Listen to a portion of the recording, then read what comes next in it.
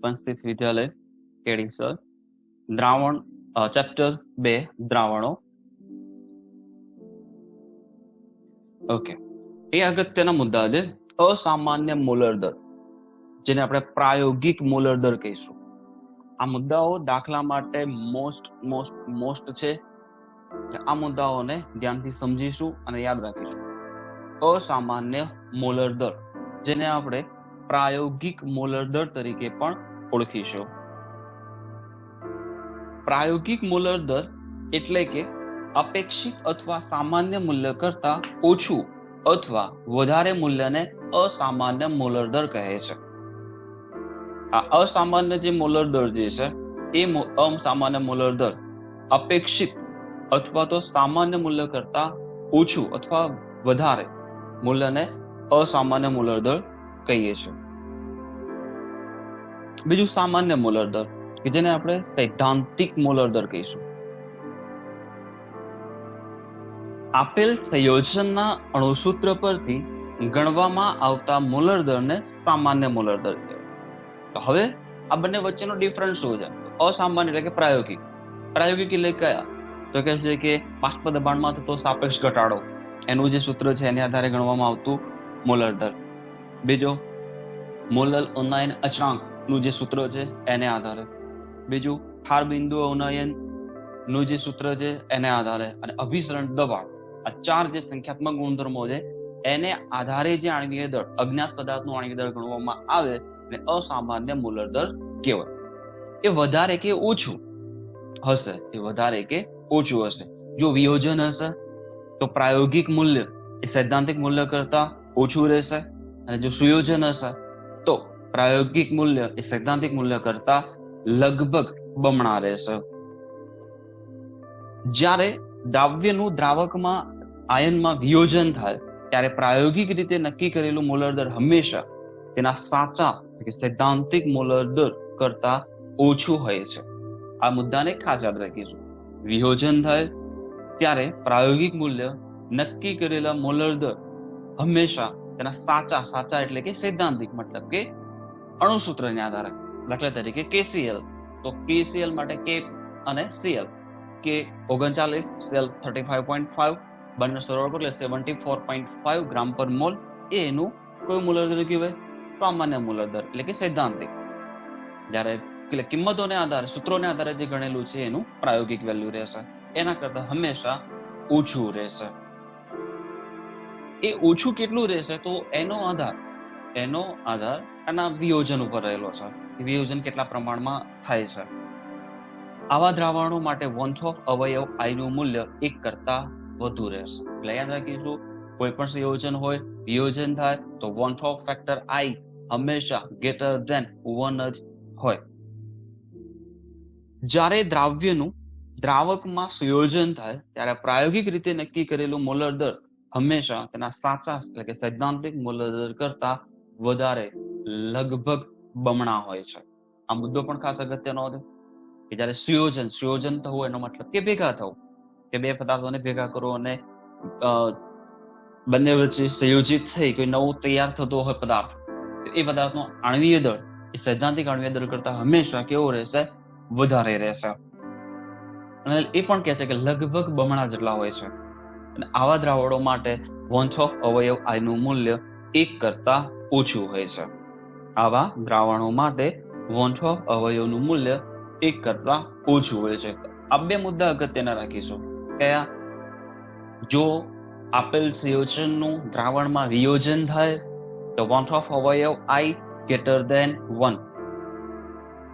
સંયોજન પદાર્થનું દ્રાવણમાં સુયોજન થાય તો I લેસ ધેન 1. અને એક મુદ્દો અગત્યનો બીજો, કે જો આપેલ પદાર્થનું કે સંયોજનનું દ્રાવણમાં સુયોજન કે વિયોજન ના થતું હોય તેનો વોન્ટ ઓફ અવયવ I હંમેશા ઇઝ ઇક્વલ ટુ 1 રહેશે. આગળ ગ્લુકોઝ હતો, સુક્રોઝ હતો, યુરિયા હતો, આ એવા પદાર્થો જેનું વિયોજન કે સુયોજન કશું જ થતું નથી, તો દરેક માટે I ફેક્ટર હંમેશા 1 રહેશે. વોન્ટ ઓફ અવયવ શું છે? કઈ રીતે ગણવો? વોન્ટ ઓફ અવયવ કઈ રીતે ગણવો? તો એ ગણવા માટેની મેથડ 1880 માં વોન્ટ હોફે એક અવયવ દાખલ કર્યો જે વોન્સ-ઓફ અવયવ I તરીકે ઓળખાય છે અને તે સુયોજન કે વિયોજનની માત્રા વિશે ખુલાસો આપે છે કે કેટલા પ્રમાણમાં સુયોજન થયું હશે કે કેટલા પ્રમાણમાં વિયોજન થયું હશે એ બાબતની સ્પષ્ટીકરણ કરે છે. આથી તે અવયવને આ પ્રમાણે વ્યાખ્યાયિત કરી શકાય. પહેલું સૂત્ર છે, ધ્યાન રાખીશું ખાસ, મોલર દરને આધારે I ફેક્ટરની ગણતરી કઈ રીતે કરવી. કોને આધારે છે? મોલર દરને આધારે. એટલે કે આપણી જે આગળની 4 મેથડ છે, બાષ્પ દબાણમાં થતો સાપેક્ષ ઘટાડો, મોલર ઉન્નયન અચળાંક, મોલર અવનયન અચળાંક અને અભિસરણ, આ 4 પદો પરથી અજ્ઞાત પદાર્થનું આણ્વિક દળ મેળવેલું હોય અને એને આધારે I ફેક્ટર ગણવો હોય તો એનું સૂત્ર થાય સામાન્ય મોલર દર ભાગ્યા અસામાન્ય મોલર દર. એટલે કે સૈદ્ધાંતિક મોલર દર ભાગ્યા પ્રાયોગિક મોલર દર. આ એક પહેલું સૂત્ર. મોલર દરને આધારે કેલ્ક્યુલેશન કરવાની થાય તો આ રીતે સામાન્ય મોલર દર ભાગ્યા અસામાન્ય એટલે કે સૈદ્ધાંતિક મોલર દર ભાગ્યા પ્રાયોગિક મોલર દર. બીજું છે સંખ્યાત્મક ગુણધર્મને આધારે. ડાયરેક્ટ સંખ્યાત્મક ગુણધર્મ આપ્યો છે, જેવો કે તમને ડાયરેક્ટ ડેલ્ટા TF આપેલો છે, ડાયરેક્ટ ડેલ્ટા TB જાણીતો છે, તો આ બધી કિંમતો પહેલેથી જાણીતી હોય છે કે જે આપણને રકમમાં આપી દીધેલી હોય છે. એને આધારે કેલ્ક્યુલેશન કઈ રીતે કરીશું?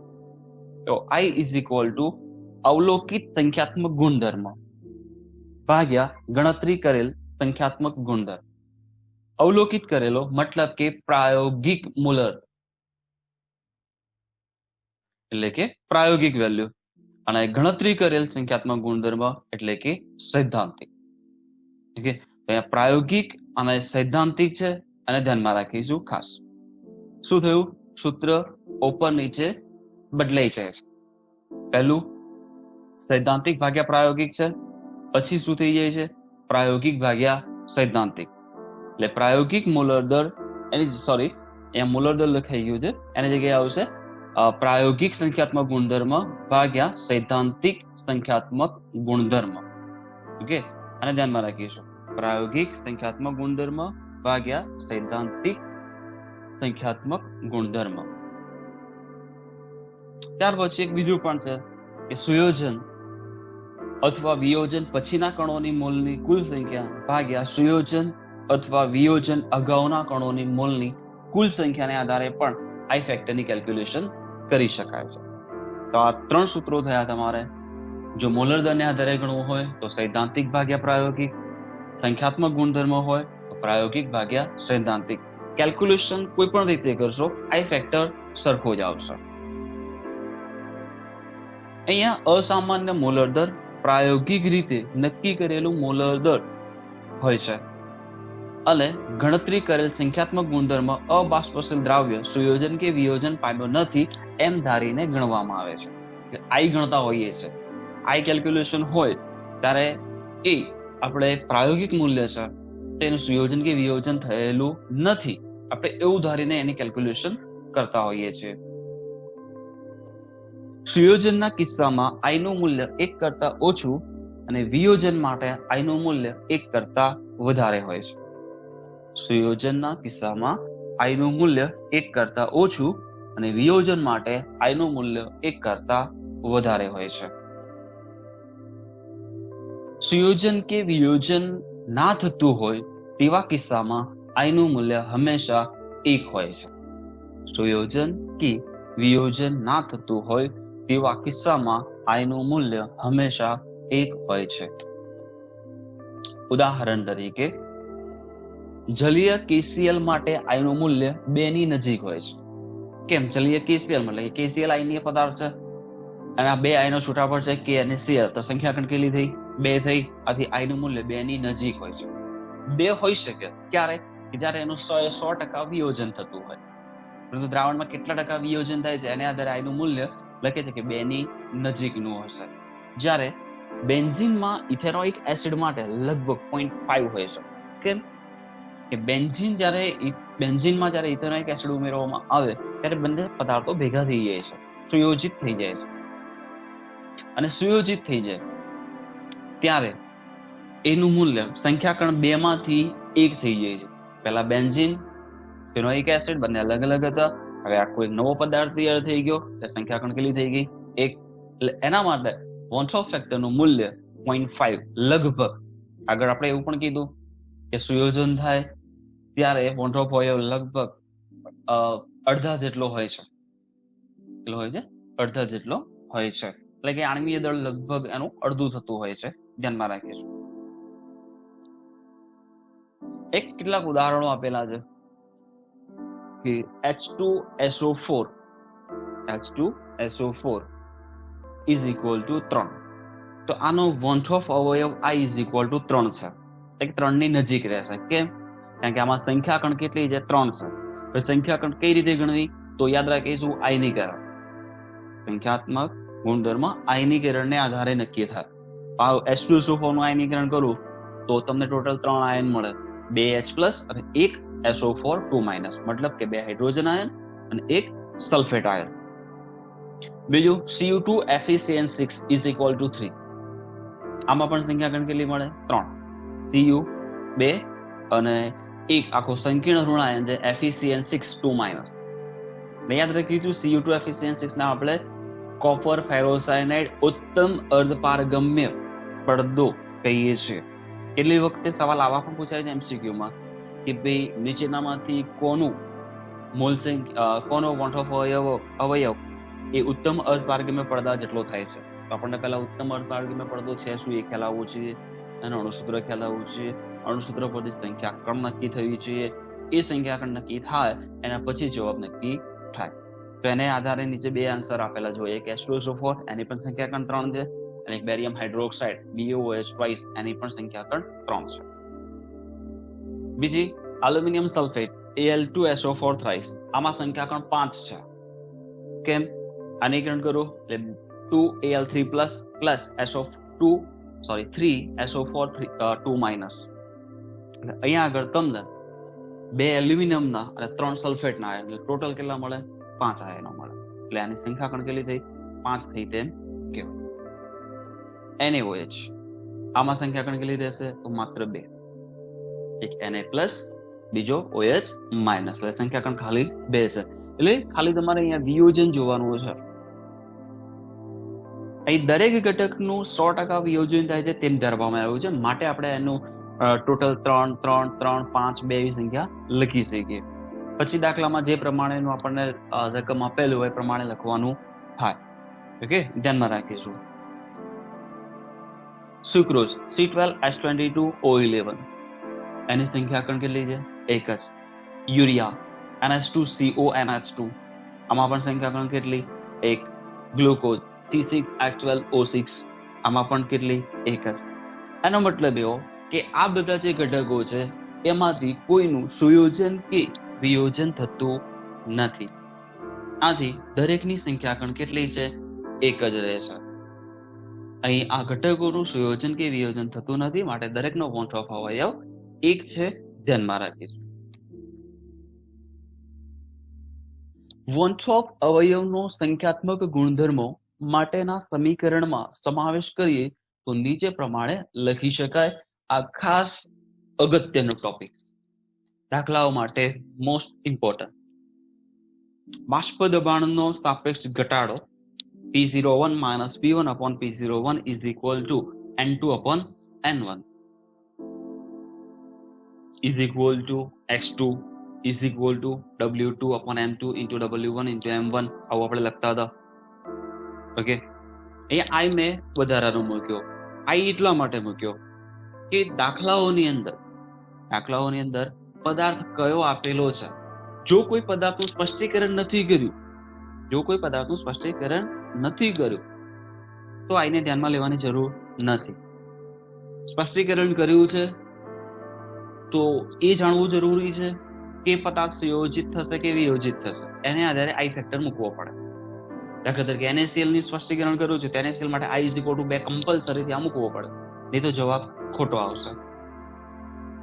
ઓકે, ગ્લુકોઝ છે, યુરિયા છે, સુક્રોઝ છે, આવા પદાર્થો આપેલા છે અને એ વખતે તમે I ધ્યાનમાં ના લો તો બી ચાલે, કારણ કે એની વેલ્યુ 1 છે. મૂકો ના મૂકો કોઈ ડિફરન્ટ પડતો નથી. પરંતુ એ સિવાયના કોઈ પદાર્થો છે તો એ વખતે I ફેક્ટરને ધ્યાનમાં લેવો કમ્પલસરી. કેટલી વખતે રકમમાં એવું પણ કહે છે કે અવિદ્યુત વિભાજ્ય અજ્ઞાત પદાર્થ. હવે એને લખી દીધું અવિદ્યુત વિભાજ્ય અજ્ઞાત પદાર્થ. અવિદ્યુત વિભાજ્ય મતલબ કે એનું આયનીકરણ થતું નથી. આયનીકરણ નથી થતું તો આઈ ફેક્ટરને ધ્યાનમાં લેવાની જરૂર નથી. એ સિવાયની દરેક કન્ડિશનમાં આઈ ફેક્ટરને ધ્યાનમાં લેવો ફરજિયાત છે. એ જ રીતે ઉત્કલન બિંદુ ઓનયન delta TB is equal to I into KB into M. અહીંયા પણ આઈ ફેક્ટરને ધ્યાનમાં લીધો. ઠાર બિંદુ ઓનયન delta TF is equal to I into KF into M. આને પણ ધ્યાનમાં લેવો પડે. અને દ્રાવણનું અભિસરણ દબાણ pi is equal to ICRT is equal to I WRT upon MV is equal to I NRT upon V is equal to I DRT upon M. ટૂંકમાં આ દરેક પદોમાં મારે આઈ ફેક્ટરને એડ કરવો પડે. આઈ ફેક્ટર ખૂબ જ અગત્યનો છે, મોસ્ટ ઇમ્પોર્ટન્ટ છે. દાખલાઓ માટે આને જો ગણતરીમાં લેવામાં ભૂલ થઈ તો આખો દાખલાના માર્ક્સ જઈ શકે છે. એટલે રકમ ધ્યાનથી વાંચવી, એમાં સ્પષ્ટીકરણ શું કર્યું છે. કોઈ એવો પદાર્થ glucose, urea, sucrose, maltose, lactose જે પણ આપ્યું હોય કે જેનું સંયોજન કે વિયોજન નથી થતું, એ દરેક માટે આઈ ફેક્ટર ઇઝ ઇક્વલ ટુ 1 છે. NaCl, H2SO4, CO2, FeCN6, NaOH, KOH, NH4Cl આ બધા પદાર્થો જે આપેલા છે એના માટે આઈ ફેક્ટર ધ્યાનમાં લઈશું કમ્પલસરી. ઠીક છે. તો અહીંયા H2SO4 નું ઉદાહરણ લખ્યું તો H2SO4 નો આઈ ફેક્ટર એપ્રોક્સિમેટ 3 ની નજીક હોય તો કેટલી વખતે એસિટિક એસિડ આપ્યો હતો. એસિટિક એસિડ એ નિર્બળ વિદ્યુત વિભાજ્ય છે તો આઈ ફેક્ટર 2 ની નજીક જશે નહીં. એમાં 2 આયનો બને, CH3 માઇનસ અને H પ્લસ. એમાં 2 ની નજીક જશે નહીં, ખૂબ જ ઓછો રહેશે. કારણ કે તે અવિયોજિત પરમાણુ અને વિયોજન ખૂબ જ અલ્પ માત્રામાં છે. એ મુદ્દાઓને ખાસ ધ્યાનમાં રાખીશું. તો આ 4 સૂત્રો, આગળની 4 મોટી થિયરી, એ થિયરીમાંથી જ સૂત્રો ઉપાડેલા છે. ઓકે, તો આ દરેક વખતે અહીંયા આગળ આપણે કેલ્ક્યુલેશનમાં ધ્યાનમાં રાખીશું. ઓકે,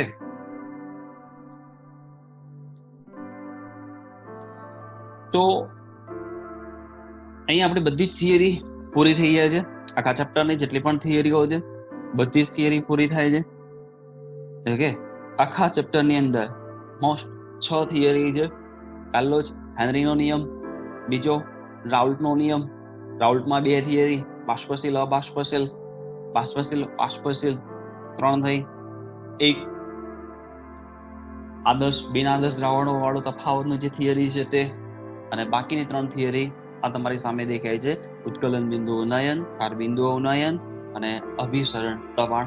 આ થિયરીઓ અગત્યની રહેશે. ઓકે, હવે ચેપ્ટરના દાખલાઓ છે. જો તમે નોટ પેન લઈને બાજુમાં બેઠા હોય, ઝડપથી દાખલા ગણી શકતા હો તો સ્ક્રીન પર દેખાય તો દાખલા લખી લેવા જરૂરી છે. ઓકે, અહીંયા દરેક દાખલો તમને આ રીતે ગણાવીશ.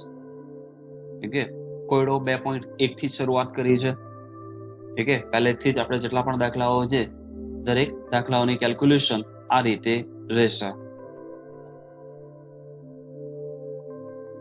ઓકે, એઝ યુ વિશ તમે તમારી જે રીતે સ્ક્રીનશોટ લેવો હોય તો સ્ક્રીનશોટ, ઓકે, લખવું હોય તો લખાણ લખી શકો છો. એઝ યુ વિશ તમે જેમ કરો તેમ, પરંતુ લખેલા હોવા અગત્યના રહેશે. તો ચોપડીનો કોયડો 2.1 20% દરથી ઇથિલિન ગ્લાયકોલ અણુસૂત્ર C2H6O2 ધરાવતા દ્રાવણમાં ઇથિલિન ગ્લાયકોલનો મોલ અંશ ગણો.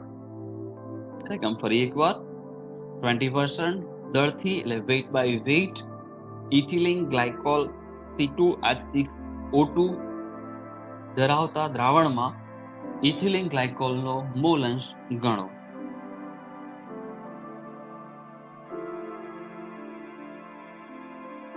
ઉકેલ. પહેલું તો અગત્યનો ટોપિક અર્થઘટન.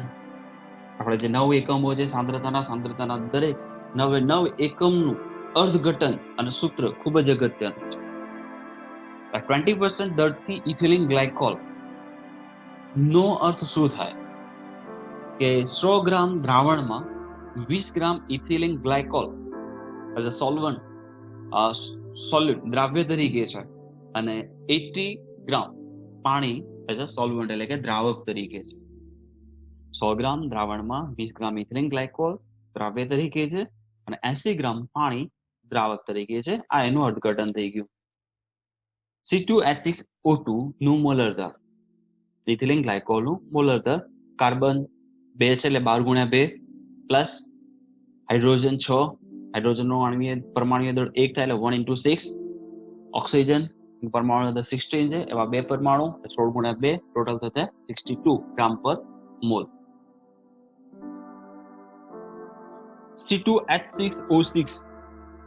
C2H6O2 ના મોલ એટલે ઇથિલિન ગ્લાયકોલના મોલ, મોલ બરાબર વજન ભાગ્યા મોલર દર 20 ભાગ્યા 62, 20 એનું ગ્રામમાં દળ આપેલું છે, વજન છે, ભાગ્યા એનું આણ્વીય દળ છે એટલે કે મોલર દળ છે 60 એટલે એના મોલ થશે 0.322, 0.322 મોલ. પાણીના મોલ વજન ભાગ્યા મોલર દળ 80 ભાગ્યા 18, 4.444 મોલ. હવે મોલ અંશ એક્સ ઓફ ગ્લાયકોલ મતલબ કે ઇથિલિન ગ્લાયકોલ ના મોલ નું સૂત્ર થાય જે તે ઘટકના મોલ ભાગ્યા કુલ મોલ, જે તે ઘટકના મોલ ભાગ્યા કુલ મોલ.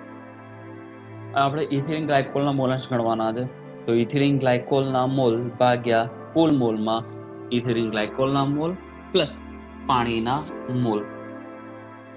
ઇથિલિન ગ્લાયકોલના મોલ છે 0.322 ભાગ્યા 0.322 પ્લસ 0.444, જેનો ગુણોત્તર લેશો તો ગુણોત્તર આપણને મળે 0.068, કેટલો મળશે 0.068. એટલે આપણને ઇથિલિન ગ્લાયકોલના મોલંશ મળી ગયા 0.068. પાણીના મોલંશ કેટલા થાય તો 1 માઇનસ ઓફ ઇથિલિન ગ્લાયકોલના મોલંશ તો 1 માઇનસ 0.068 ઇઝ ઇક્વલ ટુ 0.932. અથવા તો તમે ઉપરનું સૂત્ર પાછું મૂકીને પણ કરી શકો છો, પાણીના મોલ ભાગ્યા કુલ મોલ. અહીંયા દ્વિઅંગી દ્રાવણ જ છે અને દ્વિઅંગી દ્રાવણ હોય તો દ્રાવ્ય દ્રાવક જ હોય તો બંનેના મોલંશનો સરવાળો એક જ થાય. તો એકની કિંમત મળે તો બીજાની કિંમતને એકમાંથી બાદ કરીને મેળવી શકાય છે. ઓકે, કોયડો 2.2. 450 ml દ્રાવણમાં 5 ગ્રામ NaOH ધરાવતા દ્રાવણની મોલારિટી ગણો. 450 ml દ્રાવણમાં 5 ગ્રામ NaOH ધરાવતા દ્રાવણની મોલારિટી ગણો. તો મોલારિટીનું સૂત્ર આપણને ખબર છે, મોલારિટી ઇઝ ઇક્વલ ટુ 1000 ગુણ્યા દ્રાવ્યનું વજન, દ્રાવ્ય NaOH છે તો NaOH નું વજન ભાગ્યા આણ્વીય દળ ગુણ્યા દ્રાવણનું કદ. 1000 ગુણ્યા NaOH નું વજન રકમ આપેલું છે 5 ગ્રામ NaOH ભાગ્યા NaOH નું આણ્વીય દળ થશે 40 ગ્રામ પ્રતિ મોલ ગુણ્યા દ્રાવણનું કદ છે 450. આ બધાનું સાદું રૂપ આપો એટલે જવાબ મળશે 0.278 મોલ પર લીટર.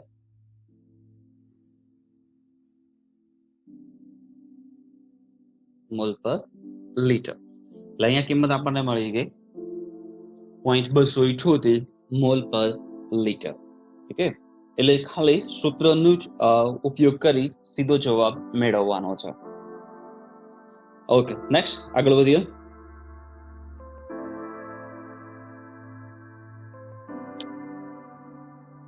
કોયડો 2.3. 75 ગ્રામ બેન્ઝીનમાં 2.5 ગ્રામ ઇથેનોઇક એસિડ CH3COOH ની મોલાલિટી ગણો. 75 ગ્રામ બેન્ઝીનમાં 5.5 ગ્રામ ઇથેનોઇક એસિડ ની મોલાલિટી ગણો.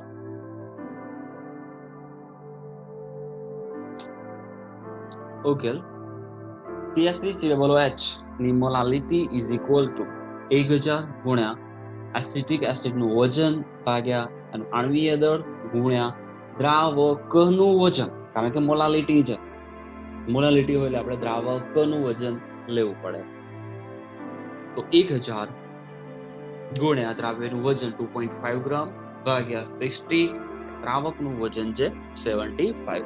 60 એ CH3COOH નું શું છે? આણ્વીય દળ છે. અને આનું સાદું રૂપ આપો તો આપણને મળે 0.556 મોલલ. મોલાલિટી છે એટલે મોલના સંદર્ભમાં લખી શકાય. ઓકે, હવે આપણને કેટલાક બુકમાં લખાણ સંબંધિત સવાલ આપેલા છે. લખાણ સંબંધિત સવાલ જોઈએ. લખાણ સંબંધિત પ્રશ્નો. પહેલો પ્રશ્ન છે, જો 22 ગ્રામ બેન્ઝીનમાં, બેન્ઝીનનું સૂત્ર છે C6H6, 122 ગ્રામ કાર્બન ટેટ્રાક્લોરાઇડ, જો 22 ગ્રામ બેન્ઝીન 122 ગ્રામ કાર્બન ટેટ્રાક્લોરાઇડ CCl4 માં ઓગાળવામાં આવે તો બેન્ઝીન અને કાર્બન ટેટ્રાક્લોરાઇડની દર ટકાવારી ગણો. મતલબ કે પર્સન્ટેજ વેઇટ બાય વેઇટ ની ગણતરી કરવાની છે. દ્રાવ્ય તરીકે કોણ છે? બેન્ઝીન છે. દ્રાવક કોણ છે? કાર્બન ટેટ્રાક્લોરાઇડ 122 ગ્રામ. પહેલા તો દ્રાવણનું કુલ દળ, બેન્ઝીનનું દળ પ્લસ કાર્બન ટેટ્રાક્લોરાઇડનું દળ. બેન્ઝીનનું દળ આપ્યું છે 22 ગ્રામ, કાર્બન ટેટ્રાક્લોરાઇડનું દળ છે 122 ગ્રામ, ટોટલ થશે 144 ગ્રામ. ટોટલ કેટલું થશે? 144 ગ્રામ. બેન્ઝીનના percentage weight by weight is equal to બેન્ઝીનનું દળ ગુણ્યા દ્રાવણનું કુલ દળ ગુણ્યા 100. આ એનું સૂત્ર છે. બેન્ઝીનનું દળ ગુણ્યા દ્રાવણનું કુલ દળ ગુણ્યા 100. એટલે સૂત્ર હતું આપણું જે તે ઘટકનું દળ એટલે કે દ્રાવ્યનું દળ ભાગ્યા કુલ દળ ગુણ્યા 100. દ્રાવ્ય તરીકે બેન્ઝીન છે તો બેન્ઝીનનું દળ આપેલું છે રકમમાં 22 ભાગ્યા કુલ દળ થઈ 144 ગુણ્યા 100 બરાબર 15.28% વેઇટ બાય વેઇટ. એવી જ રીતે CCl4 ના percentage weight by weight is equal to CCl4 નું દળ ભાગ્યા દ્રાવણનું કુલ દળ ગુણ્યા 100 ઇઝ ઇક્વલ ટુ CCl4 નું દળ છે 122 ભાગ્યા 144 ગુણ્યા 100 બરાબર 84.72% વેઇટ બાય વેઇટ. જો માત્ર દ્રાવ્ય ને દ્રાવક જ હોય, જો માત્ર દ્રાવ્ય એક દ્રાવ્ય ને એક દ્રાવક જ હોય તો એકની કિંમત મેળવ્યા પછી બીજાની કિંમત તમે આ રીતે પણ મેળવી શકો છો કે બેન્ઝીનની કિંમત મળી ગઈ 15.28 અથવા તો તમે પહેલા CCl4 ની કિંમત મેળવો છો એઝ યુ વિશ. તો કોઈ એક બીજાની કિંમત અહીંયા બેન્ઝીનની પહેલા રાખીને CCl4 ની શોધેલી છે તો CCl4 ના percentage weight by weight is equal to 100 minus 15.28 is equal to 84.72% of weight by weight.